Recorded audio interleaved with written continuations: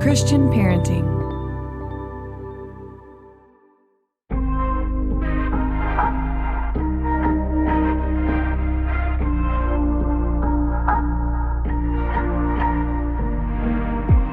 Well, welcome back to the Journey podcast. My name is Jonathan Pitts, and I'm your host, and it's just joy to be with you and just to get to share with you again. I'm just sharing my journey in hopes that you might be able to find just some learnings for yours. And I'm really excited about today's episode. It's someone that's an amazing professional that I'm going to be interviewing and talking to, but also someone that's actually become a really good friend over time, someone I've been able to do ministry with, and it's just really interesting how God has brought our stories together. But her name is Sissy Goff. Sissy, many of you might know her or of her because you might have read her books, but Sissy Goff is a counselor at DayStar Counseling Ministries. She started at DayStar as an intern, I think just right after graduating from Vanderbilt with a master's degree, and she's been an integral part of building a world-class counseling ministry.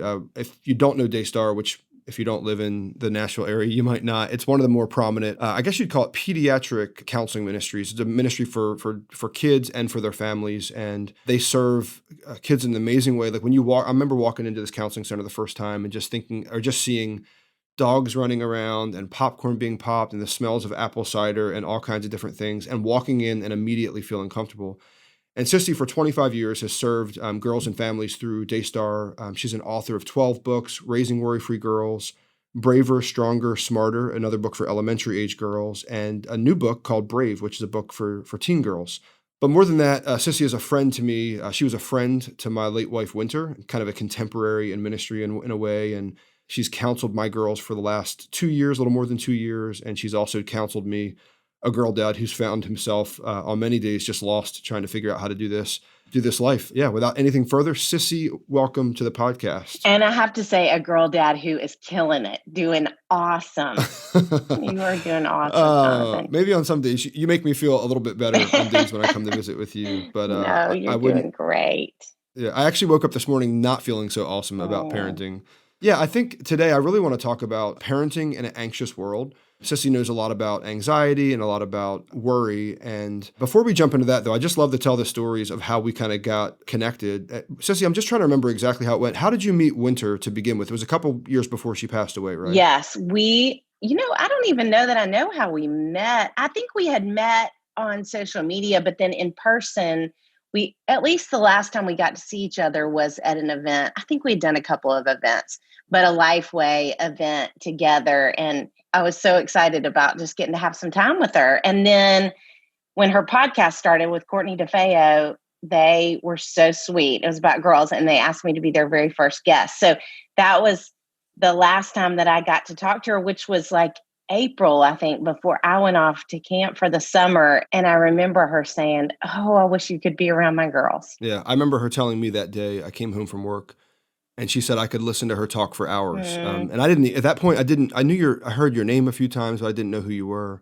But what was really beautiful is, so that was, April of 2018. Winter would pass away in July of 2018, and she passed away in Dallas. We would come back to Nashville a couple weeks later in August, and Courtney, Winter's podcast partner, was just texting me like, "Hey, you really need to connect with Sissy. She'd love to counsel your girls." And what was beautiful is I felt like one of the bigger parts of us moving to Nashville was my girls getting to meet with you, spend time with you, and be counseled by you, and for me to be counseled by you at the same time.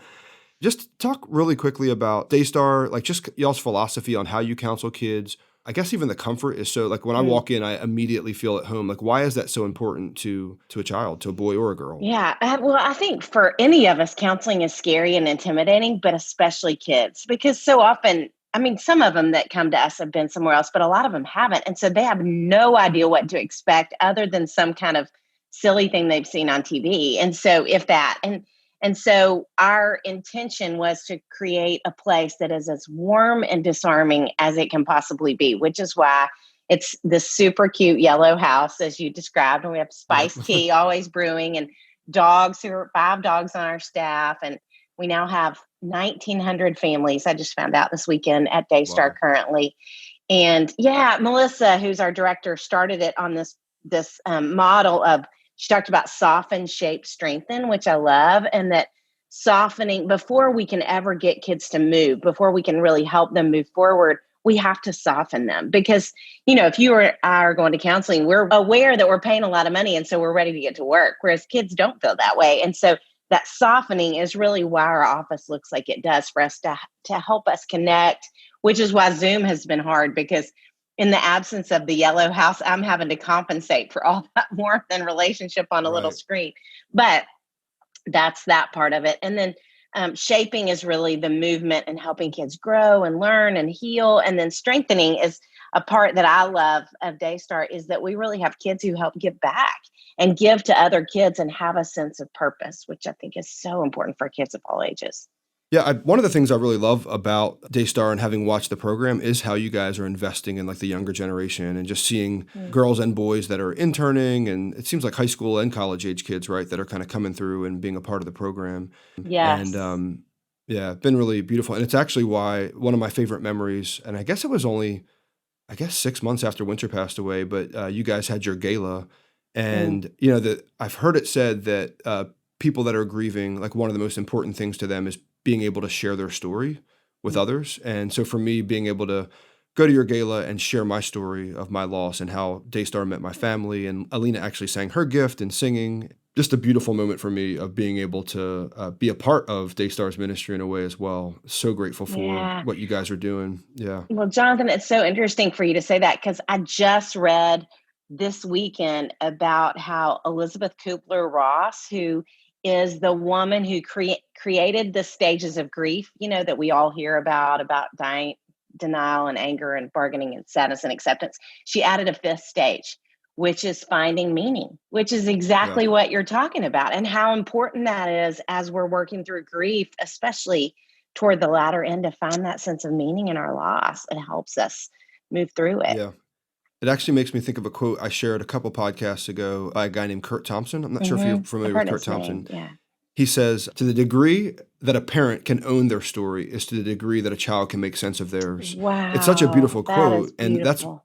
It makes so much sense. Yeah, I feel like if there's anything maybe that I sought to do from the very beginning, and I think this is where believers get the upper hand in grief, is the understanding that nothing in our lives happens without being sifted through the hands of God. And so God's working all things together for good for those who love him and who are called according to his purpose. So if that is true, then we can likely find meaning really, really quickly. Yeah. And sometimes we're grasping for it. Like I found myself grasping for meaning in ways, and maybe that's just that's human nature in a way. But I do think if there's anything that I'm really grateful for, it was searching for meaning early on. And in a way, I think helping my girls do the same. Yeah, really grateful for that. Yeah. Okay, question for you. Okay. I'm thinking about this anxious world we live in right now. I was actually looking on your social media on Raising Boys and Girls, which is, I guess, kind of a ministry that you share with Melissa and David, who do counseling with you. But there's it says, a meme that you guys posted. It says, if 2020 was a math problem, if you're going down a river at 2 miles per hour and your canoe loses a wheel, how much pancake mix would you need to reshingle your roof? It's just like this confusing statement. But that's what 2020 has felt like. Yes. But I would say that's actually what parenting in 2020 has felt like. Like you're trying to figure out, how do I homeschool? Or how do I, your kid gets, like I had one daughter with a cough, but she had no fever. Like you're just trying to figure all that out. At the same time, you're just working with them through their emotions and their own understandings or lack thereof of the politics that are happening while they're talking about it in school. And for me, my girls are grieving at the same time, and there's all these complexities that are happening. I guess my question for you is, in parenting in this anxious world, what do all parents need to know about parenting? It's a super generic question, but if there's like one piece of info that you could give a parent of a boy or a girl parenting in this current environment, what would it be? Like, where would you start? Well, I would start off with saying, our staff, if all of our counselors were sitting here with you, they would say, I heard one of them specifically say this, and we all agreed that we have never had this many parents sitting in our office crying themselves, just falling apart over the exhaustion and the overwhelmedness, if that's the way you say that word. I mean, just so much happening. And so, honestly, I think more than anything, I would say there is just so much grace. You are going to blow it right now in terms of letting kids have too much time on screens, because what else are we doing? And, and you're going to be frustrated more than you're normally frustrated. There are just a million things that are going to happen that wouldn't happen in a normal world. And, I think when the pandemic first started back in the spring and when we were all staying at home, we had so many parents saying, "This is so beautiful. We're having more time together than we've ever had. I'm kind of energized. I'm getting to know my kids." And I feel like now there's a little trickle of that, but mostly we're just tired and Hmm. ready for something to shift. And so I think I just would want to say God sees you, loves you. He is in it with you. You are not alone. And there's grace for you and there's grace for your kids. And like that verse about the comfort we receive flows over. I mean, I think the same, we want the same to be true, that we can really be aware of the grace that we're given so that we can love kids with that same grace, because they're just as confused and overwhelmed and stressed, if not more, because Yeah. their brains aren't finished developing. They don't understand it as Yeah. well.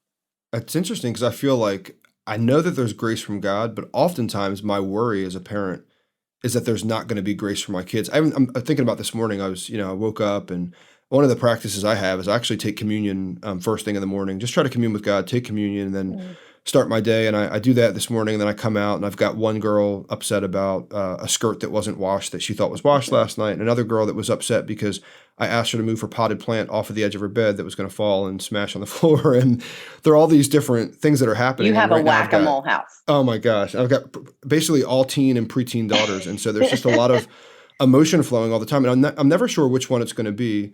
But it's actually really interesting because we had this massive challenge with my wife passing away, and massive, things to grieve, things to worry about. And now it's almost like 2 years later. We still have some of that, a lot of that, Mhm. but we also have just the regular stuff. And Yeah. I find myself in those moments getting a little bit frustrated and trying to figure out, how do I help this girl with her skirt, and this girl with the pot. She's upset with me over the potted plant thing. And sometimes I worry that there's not going to be grace for my kiddos. Mm. And it's interesting because I'll never forget, after Winter passed away, I had one of my girls say to me, probably 6 months in, she said, "Dad, I'm having a hard time believing that God is real. And if he's real, I'm having a hard time believing that he's good."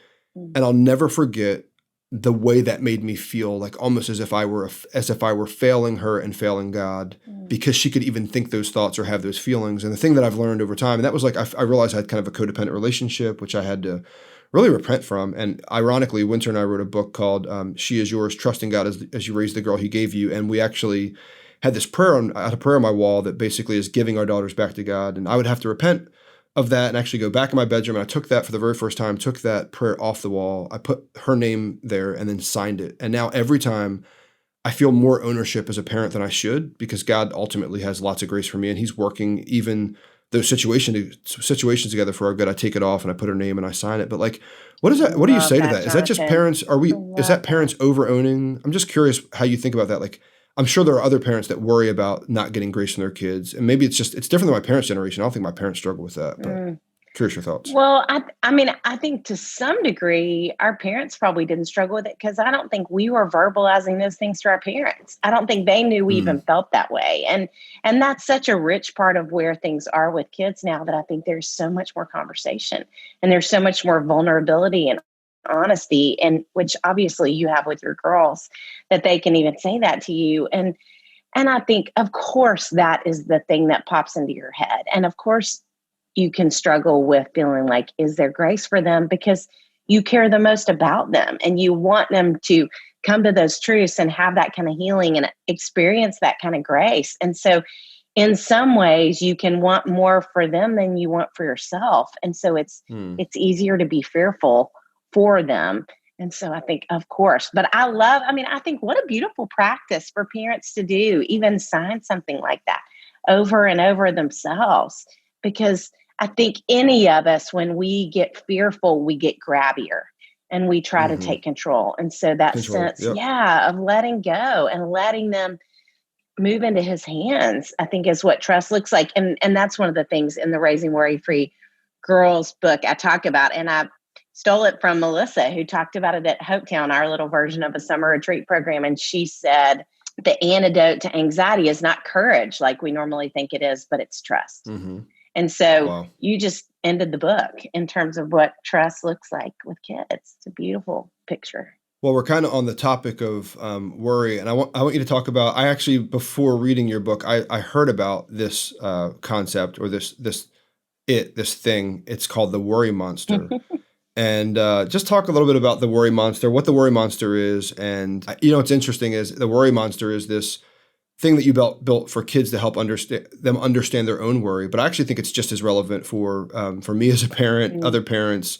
Just talk about the worry monster a little bit. Yeah. And I wish I could take credit. It's been around for a long time, but I definitely attached to it because of exactly what you said. I think we all feel that sense of worry. And the reason I felt so strongly about using it with kids is I think for any of us, the voice that we have in our heads telling us things, whether it's you're not okay, this is going to turn out horribly, you failed, it doesn't matter what that voice is in our heads, what it's telling us, we think that voice is truth.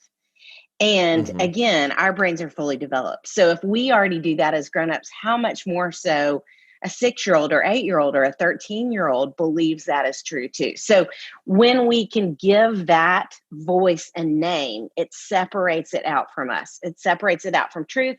It separates it out from any kind of confusion that might think it's God's voice, but it is something else. And in fact, it's an enemy. Which ultimately we know it really is the enemy. Yeah, exactly. Yeah. But I think that's what I love about it is because number one, it reduces its power. And so with kids, I start off kind of calling it the worry monster with the younger ones, with high school kids. In the Brave book, I called it the worry whisperer because a friend of mine said that's exactly what it does. It's like it whispers in the back of your head, this voice. And so I start off calling it that, and then they can either keep that name or they can come up with their own name. And it's so fun, the things that kids will come up with. I have one girl who she named hers Princess Worry because she said then she got to be the queen and the boss of it. Or boys, boys can name it anything. It doesn't matter. Not Princess Worry. Probably they'll come up with something more tough and masculine that they can beat down. But I had a high school girl this week who maybe just the monster for boys. The monster. That's maybe, a great one, Jonathan. Yeah.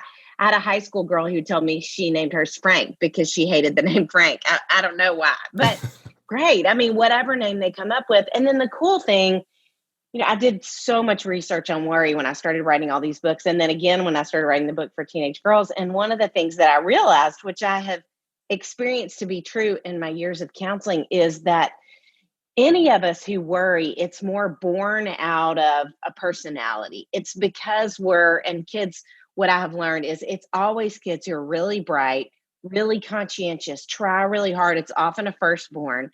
And it's kind of like they can't turn the volume down. But because that's who God made them to be, they're not going to have this one worry, one topic of worry, which is how worry works. It attaches to topics. They're not going to have this one topic and then learn these skills and then it's going to be gone forever because it's more a part of their personality. And so we're going to see it pop up at different seasons in their life with different categories. And so for a little one, it's going to start off like separation anxiety. And then it's interesting. One of the most common fears that we hear kids talk about is throwing up. And they're often kids who don't throw up regularly. And so they will get sick once and then they get these flurries in their tummy. And for, a year on end, kids will obsessively say, I'm going to throw up. I'm going to throw up. I don't know what I'm going to, but when you have taught them to handle worry with coping strategies the first time it pops up, then when it comes back and they come to you and say, I'm really afraid I'm going to throw up, or I think I'm going to fail this test, or I don't think my friends like me anymore, I'm going to be the worst player on the soccer team, then you can say, you know what?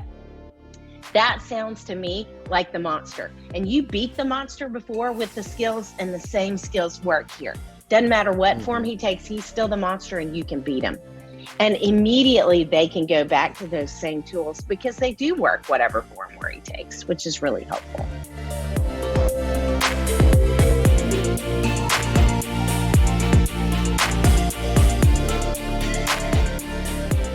Parents definitely feel pressure to parent well.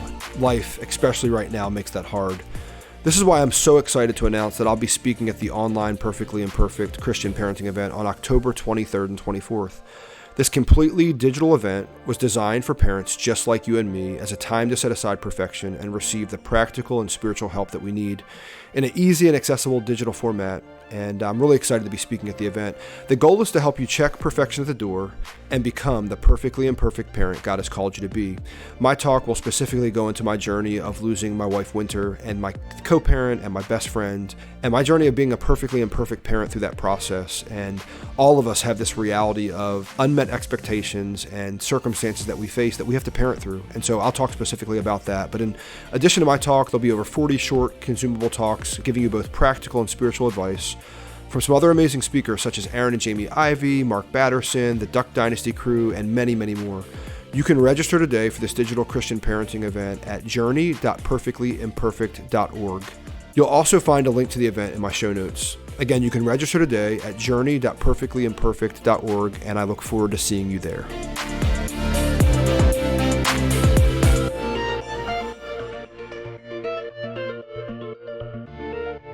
You talk in the book about the worry monster, especially going after our daughters. First their bodies, then their minds, and then their hearts. Can you talk about that a little bit? Like, what's the difference between the three? I mean, obviously it's obvious what the difference is, but I'm just curious if you could add any more. Yeah, well, and as you say, the daughters, so statistically, anxiety or worry, whatever name we want to call it, and it's kind of a continuum where it's across the span, but when I wrote the Worry-Free book, which was 2 years ago now, statistics were 1 in 4 kids with girls twice as likely to deal with worry as boys. So now when I wrote the Brave book last spring, the statistics had already jumped to 1 in 3. And again, girls more likely. So all kids, but girls are especially prevalent. And yes, then it affects their body and then their brains or their minds and then their hearts. And really wanting to come at it at all fronts. And so in terms of their body, and even you, Jonathan, talking this morning about getting frustrated, it's interesting because it's the same thing, whether it's anxiety or it's anger. So when we're sitting here in calmer moments, the Brain 101 would teach us that we have blood flowing all throughout our brains. Then when we get anxious or angry, what happens is the blood vessels in our brain constrict and it shifts blood away from the prefrontal cortex. And the prefrontal cortex helps us think rationally and manage our emotions. And it shifts it away from that region of our brain into the amygdala. And the amygdala are these 2 almond-shaped regions in the back of our brain that basically function as one. And they are what dictate fight, flight, or freeze. And so when you think about getting really angry in a moment that it's really about fear, am I going to be able to get everybody to school on time? How am I going to handle all this? And maybe instead of panic, you feel frustrated in that moment. That's your amygdala taking over. Or parents of kids who are anxious will say, they're like a crazy person when they get to this point, and I can't reason with them. Well, exactly, because the reasoning part of their brain's not even getting blood. Or when we're frustrated with them, the reasoning part of our brain's not getting blood. And so the first thing we want to do is breathe, as simple as it sounds, because what breathing does is it dilates the blood vessels in the brain again, and it shifts the blood back to the prefrontal cortex. So the way that I do it with kids, it's called square breathing. And so basically they draw a square on their leg and breathe a different direction with each line of the square, and then pause in each corner for 3 seconds. So like, pause for 3 seconds, and then over and over, and just 20 seconds of deep breathing resets the amygdala, which is what we want. And so that's the body. Then the mind, we want to pull them out of that looping that we talked about. And so the worry monster is a great way to do it. What are called grounding techniques that are like sensory related. So anything that requires focus, having them name everything they see in the room that's a certain color, do math in their brains. So they breathe and then they focus on something and then they talk back to the worry monster. So the reasoning skills we've helped them develop, those are all things that they can do. And then the hard thing is we just want to help strengthen them and help them feel like they're stronger than the worry monster. Part of that is teaching them to talk about their emotions in really healthy, appropriate ways, because often kids who are anxious are the kids who don't talk about being angry or disappointed. And so everything funnels into anxiety. So having feelings charts, helping them talk about those things around the dinner table is preventative in terms of anxiety. And then basically helping them work their way towards the scary thing with a lot of help, because our first response, actually what research says is the 2 most common responses parents have are escape and avoidance. So your child gets into something that makes them afraid and you pull them out, which only reinforces that fear. And the definition I came up with of worry in the book is anxiety is an overestimation of the problem and an underestimation of themselves. And so when they feel fearful and we pull them out, we're basically saying, yep, you're right. It's bigger than you are. And instead, when we help them with a lot of coping strategies, work towards the scary thing, we're saying, you've got this, you can do it. Yeah. That actually makes me think of being, this is May of 2018, 2 months before Windsor passed away. We were on a family vacation.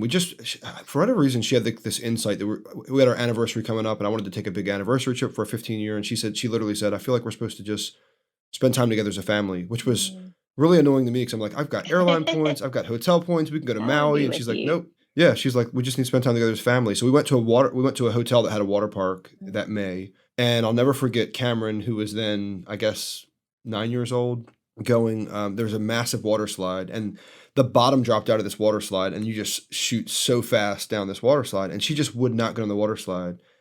And I remember Winter just pushing her to do it, like really gently, and then me pushing her to do it really gently. And we must have been at the bottom of that water slide for an hour, and then she would go up, and then she'd come back down. It was probably like a 2-hour process, but the time she finally went up and finally went down that slide, like the joy on her face when she realized she could overcome that water slide was massive. And it's just a picture for me in my head with, like all the things that my girls worry about, like the reality of us as parents, as coaches, like continuing to not push them to not be safe, but push them beyond the boundaries they've set for themselves, how beautiful that can be, especially when they finally realize they can overcome those things, and then how much their courage grows in their heart. Even like, not that there's going to be an absence of even the same fears maybe, but the fact is courage isn't the absence of fear. Courage is actually moving into fear, or whatever the definition is. It's really beautiful. Yes. I've been thinking a lot about just in parenting, like especially going through what I've gone through just with losing Winter. I never dealt with anger. Like anger was never one of the emotions I had. But I actually more recently, when I've realized now, because I think probably just being a guy that's like, I'm going to do this, I'm going to take care of my girls, we're going to get through this, like all that. I probably didn't have the ability to even not worry about anger, but like to deal with anger. And so I just kind of pressed it off. And I've actually found myself being more angry lately because I realize there are expectations that my girls have of me and that other people around me have of me. And I imagine maybe anger comes a lot because because people expect certain things of us. I don't know what I'm trying to ask really. I think I'm probably trying to get some personal counseling for free right now. But for a parent that's dealing with like anger because of, I always say that, and I could be wrong on this, but for me, I think there's a definition of grief that is like, basically the process of dealing with unmet expectations. And I imagine there's a lot of parents on the other side of this podcast that have all these expectations about a marriage that's gone awry or a spouse that might have passed away or a wayward child or whatever. And a lot of times I think that can drive us to somewhat of an angry place, which is probably good. I think the benefit of anger for me has probably been just having to deal with things that I've kind of pressed down and not even thought about. But I'm just curious if you have any perspective on that, any thoughts on that. Well, I don't know what I'm trying to ask you, Sissy. No, I think that's a great thing to bring up because I think you're right. There's a sense of unmet expectations and realistic expectations that kids put on parents, that parents put on themselves all the way around. And I do think that is such a source of anger because that idea that I'm not going to live up to it, that fear that I might not live up to it, that sense of hurt of you're expecting more than I'm capable of right now. There's just not a lot of freedom in that. So what psychologists would say, though, that I think is fascinating is that anger is a secondary emotion. So basically, anytime we're angry, there's something underneath it. And that's something we can really use to allow God kind of like a warning system inside of us. Like, what is going on that I'm so angry right now? I want to stop and pay attention because there's more happening underneath it that's kind of unresolved, whether it's sadness, whether it's fear, whether it's a sense of, I don't have what it takes, whether it's a sense of, I feel really disappointed in these people that they're expecting so much of me. And I need to use that to help me learn how to communicate what I am capable of. Or even I need to use this to drive me towards grace and receiving more of God's grace. It's interesting because I never thought about anger being a secondary emotion. But the one thing I say whenever I get angry, either under my breath or in my mind, is I didn't ask for this. Like, I didn't ask for this. Like, I didn't ask to be in the situation I'm in. I didn't ask for my wife to die. I didn't ask. So it's interesting because that's probably for me the bottom line of anything I'm having to deal with because I'm here, not because I wanted to be here. Like, I didn't ask for this. Right. And I can imagine there's a lot of people listening that they're in circumstances they didn't ask for either, which is why, when you start like unpacking, I didn't ask for this, but there are other people that have gone through stuff they didn't ask for that's much harder than me. And so I think going towards gratitude in that moment of I didn't ask for this, but thank God he like I just start thinking about all the ways he's met me, even though I didn't ask for this. My sister coming, and the fact that my girls are really strong, and there are things I can look at and be grateful for. And then there also is a God that's waiting for me to basically say to him, really honestly, God, I didn't ask for this. So can you help me? Yeah. And it's both things that we can hold both things, that we're disappointed and hurt and feel fearful and angry at God. We feel all those things in that moment, whether anger is a secondary emotion or not. We feel all those things, and we want to be able to talk to him about that, and sometimes talk to other people too, depending on kind of where we are. But then that we do let it move us towards gratitude and meaning and all those things. But it's both. Yeah. Yeah. Sissy, I could talk to you for hours. I actually have, but really grateful for your voice. I guess, how can people find out? I know Raising Worry-Free Girls is your book, Brave, which is the teen book for girls. Be out in February. Yeah, out in February. And then you have Braver, Stronger, Smarter. Is that how you say it? For elementary girls? Which, we have. And then... And Alina did the forward too. Alina did do the forward to that, which is awesome. Yes. I guess for parents looking for resources for boys, because I know David Thomas, who is one of your partners in the counseling ministry, what resources, where would you send parents? Where would you send parents to get all of your resources, but for boys as well? RaisingBoysandGirls.com has all of those resources, and he has a phenomenal book called Wild Things, just about boys. But if he were sitting here, he would say, if you have a boy, you can still get Raising Worry-Free Girls, because all the same tools work. It's all based off of things that we're doing in our practice at DayStar with boys and girls. And then we are on Instagram as Raising Boys and Girls. And we both, right now, we're just trying to help parents as much as possible, because I think there's such a sense of being overwhelmed that we're doing a lot of question and answer, a lot of different things, and we kind of alternate between us. So that's Raising Boys and Girls on Instagram. And then I'm trying to do a lot of stuff on my own account at Sissy Goff. So all those places they can find us and hopefully find a lot of help and hope along the way. Yeah. I would encourage anybody, a parent specifically, but really anybody, the things we've been talking about, like even taking that prayer off the wall and writing the name and then signing it like I did with my girls, or reading or sitting around a table talking about, like one of the things that I did with my girls was we do highs and lows. We've gotten away from it a little bit, but highs and lows, or like any way you can engage your kids in conversation, any practice really is going to take you further than you would go without practicing, except go into counseling with your kids. Like there's so many practices that we can engage in that are intentional that will take us further than we ever thought possible. And they're simple things. Like me taking that prayer off the wall and signing it and dating it is a simple practice